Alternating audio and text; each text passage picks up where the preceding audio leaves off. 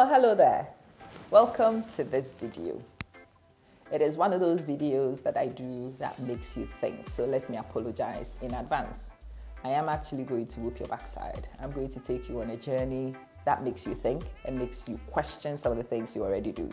I want to break some stronghold beliefs today for you. The reason why I'm doing this is because I want to advocate for your children and the people that you are raising and developing. The title of this one is Compliance is not the same as efficacy. Compliance is not the same as efficacy. Let me take you to the very beginning. You are a parent, and most of us parent children, and we want children to be compliant. Joe, jump, and you want him to comply and jump.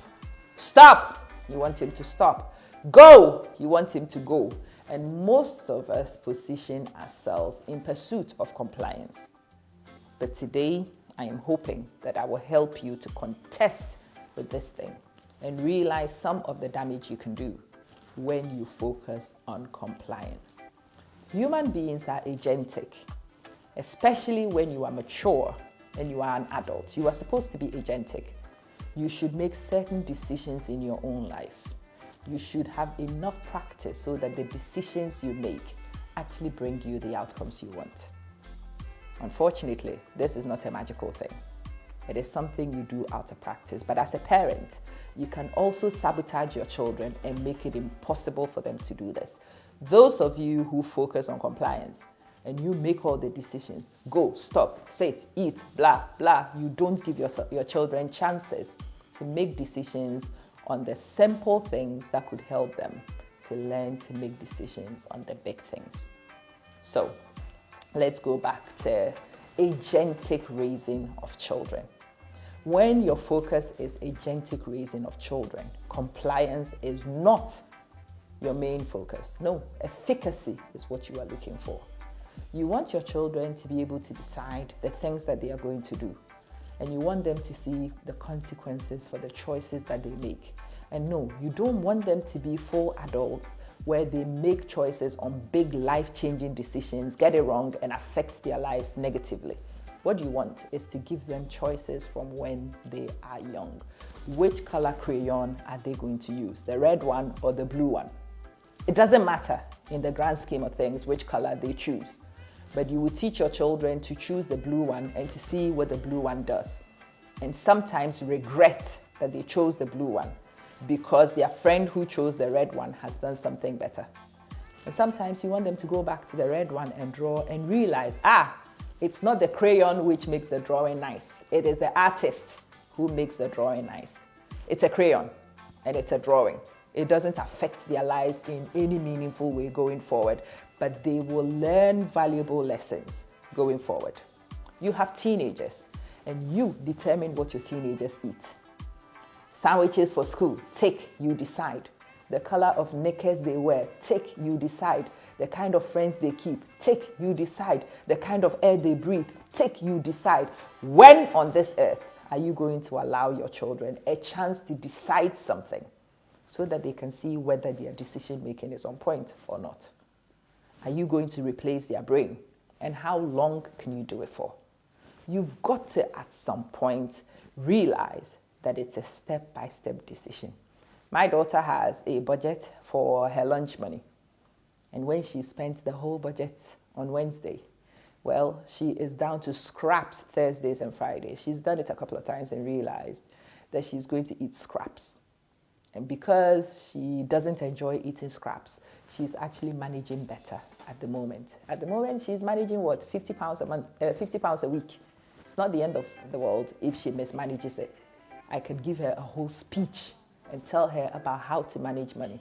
But you see, this lesson I'm giving this kid on how to choose her own dinner is going to influence how she will choose her own rent, how she will choose her own shoes, how much of her income she's going to use for what, how she needs to budget her money when the money is large is actually being learned right now with simple things like the food she chooses to eat in school.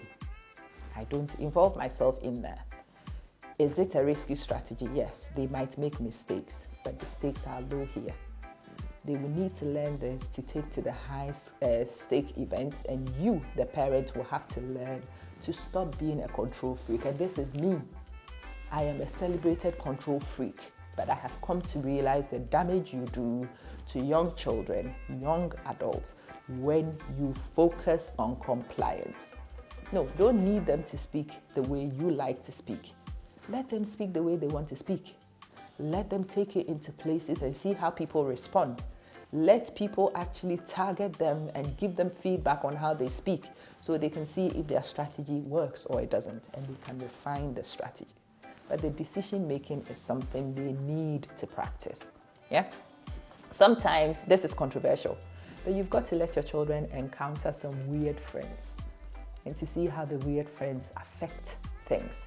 It is much better you let your children encounter the weird friends in year 2, in year 3, when all the stakes are about the football on the playground, than for them to be teenagers and follow undesirable characters and make big mistakes in their life. You see, whether your children are able to be agentic or not is actually determined by you and how dominating you are.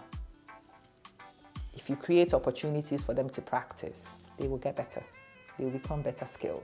And eventually, when they make decisions, they will be confident in them because they do have a lot of experience. They've had feedback. When you are always hovering, when you are always deciding, when you are all about compliance, you actually do damage to your children. People say that rich people kids often end up clueless. It comes from here. Successful people kids are usually one of the ones who suffer because you have suffered in this life. I don't want my children to suffer. I want them to have a cushy life. You forget that you were able to make it to where you are because of the difficulties you encountered and how that toughened you out to be able to make decisions and stick at them. What's wrong with that? Why can't your children also get the option to be able to learn to toughen it out? You want to give them everything. You want to be very kind. I also want to say that in doing everything for them, you stop them from learning and you actually do them harm. When it comes to decision points, such children don't know what to do and they always rely on other external incompetent people to make the decisions for them. That's why peer pressure affects these children more. Those who are used to going off their own decisions, those who know that they will live by the consequences of their choices, those who have practiced and got feedback and are more confident in their abilities tend to do much better. So, are you a parent who is seeking compliance? Yeah, I know, I'm mixing it up. I'm asking you today to reconsider. Might not be your best strategy. No. Enforcement. Maybe at some point you need to ease off a little bit. Nope. Dominating. No. And I'm a very dominating character, just so you know. But those of us who know that we are dominating by nature need to be conscious of it and learn to step back and stop being the control freaks that we naturally are supposed to be and become better parents who raise well-rounded children who get opportunities to take more control of their own lives as they age. After all, past a certain age, they will not live with you. You will not be there to make the decisions.